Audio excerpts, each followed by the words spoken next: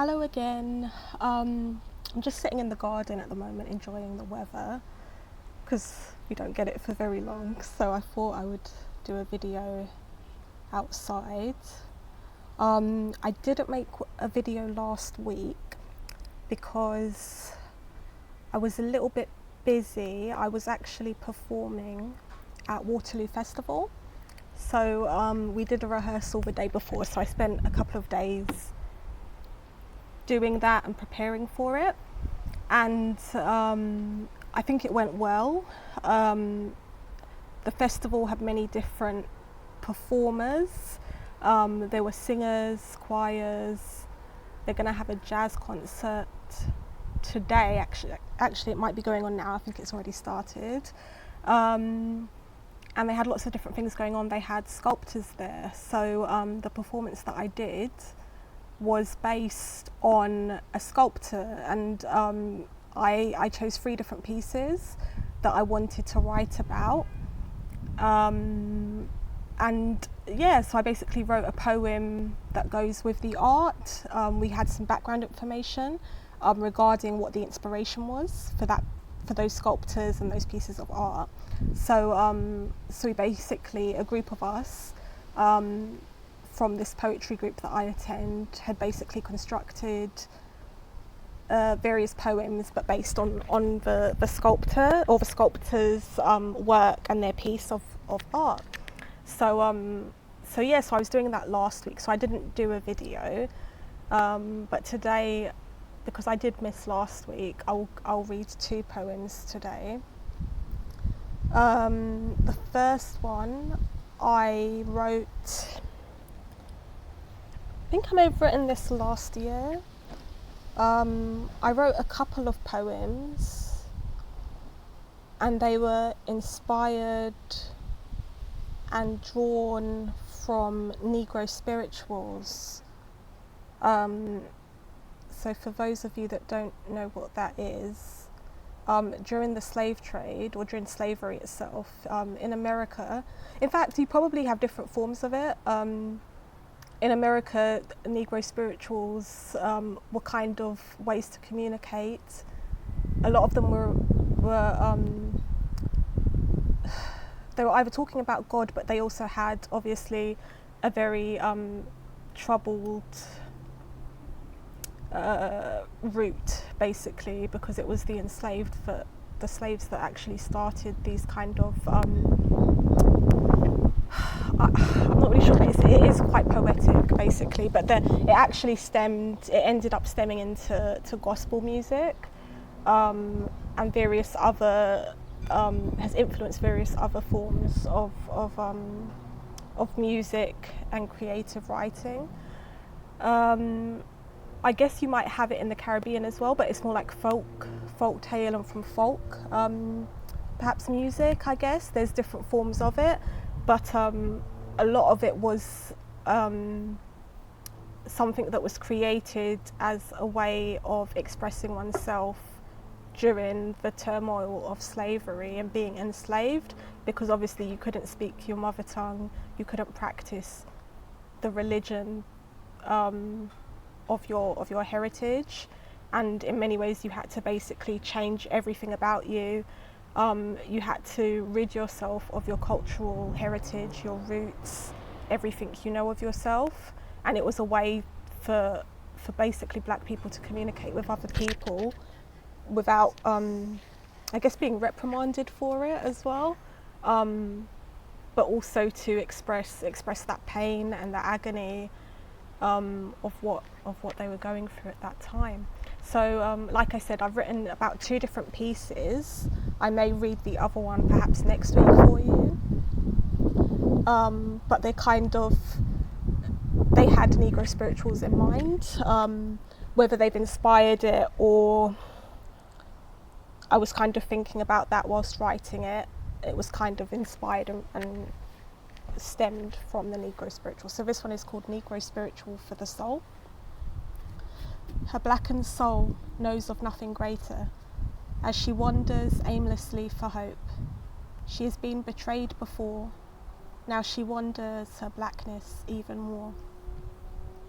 She has cried out many times, but the white oppressor doesn't listen to her woes. What must she do to make them know that her soul is saddened by how low this can go? Why must they hold her down like this when she has tried to find freedom? Why does she have no place to call home, so she must wander through life alone? Why has the world been so cruel to her as she's tried to run away from her troubles? Why must she go through life poor and black? Why must she keep walking and never turn back? In what direction shall she go? She knows only one path to tread. All she's ever wanted is freedom in the land, so that she might overcome her woes in the place that she stands.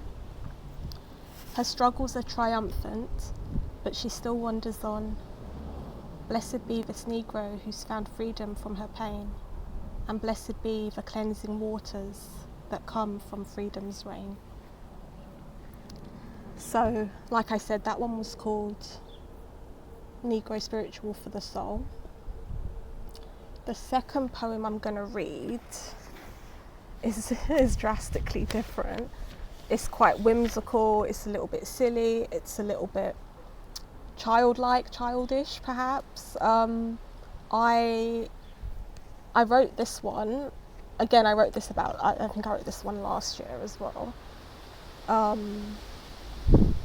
So these are slightly older poems. I know I said I'll try and sit down and do some work, but I was kind of focusing on the festival, on the performance. So yeah, I didn't write some new ones for you this week. But anyway, back to the poem. So when I was homeless, actually, I started writing stories. And one of them was inspired by, or its theme, should I say, is mysticism and I guess witchcraft and things of that nature, very whimsical stuff, fantasy, stuff like that. And I guess, I don't know why it came to me to write these, and I wrote a couple of stories actually, but it may have been escapism during that time, because like I said, I was homeless when I started writing. I would wake up early. I was sleeping outside of a library, and I would wake up early, so before the library opened, and I would just spend all day in the library, and then when it closed I would just go back outside and start sleeping again. And it was during the winter, so it was dark quite early on. So I started writing those sort of stories. I wrote a couple of books. Maybe a quarter or halfway through a third one, but they're all in sequels, so they're all about the same sort of topic and theme, but it's about basically a school for mystics, whether that's witches or wizards or whatever you want to call it. It's not really wizards, actually, it's more witches. It's like a girls' school. This hasn't been published, by the way, but yeah, so I started writing that. So this kind of has stemmed, I guess, from one of my stories, and it's got that sort of theme of, I don't know if mysticism, but more whimsical and a bit of fantasy, and it was just a fun one. It came to me quite quickly to write this poem, so it was quite a fun one to write. So it's called The Lazy Nymph. The babbling brook calls out to its inhabitants near and far. It passes on quiet messages with each splish and splash. As the clear water trickles, mixing with ashy earth, as black as tar.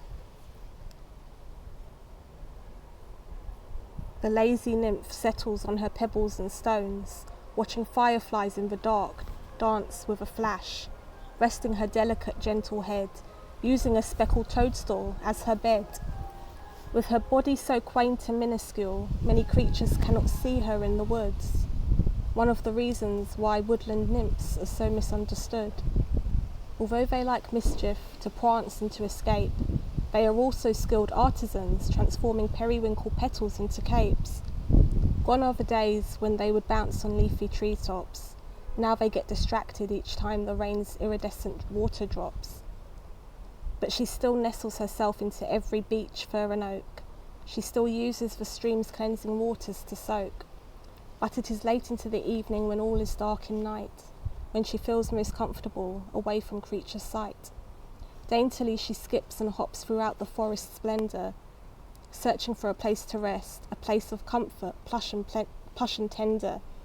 Sometimes she might be found collecting a bundle of twigs, or foraging the stalks and branches to pluck some figs. Or perhaps she will lay on a bed made of birch and elm, and get transported by the pixies of the upper earthly realm.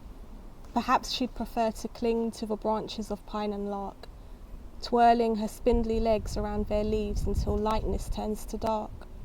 Once she tires of rejoicing carelessly in the trees, she spools her tiny body near the hive of elder bees. It is here where she indulges on a feast of honey and milk before retiring on her mattress made from mulberry leaves and silk. So that one was called The Lazy Nymph, and I think that concludes my video for today. So I've read The Lazy Nymph and I've read The Negro Spiritual for the Soul. So I hope you've enjoyed this video, and I'll think about what I'll read you for next week. Have a good week.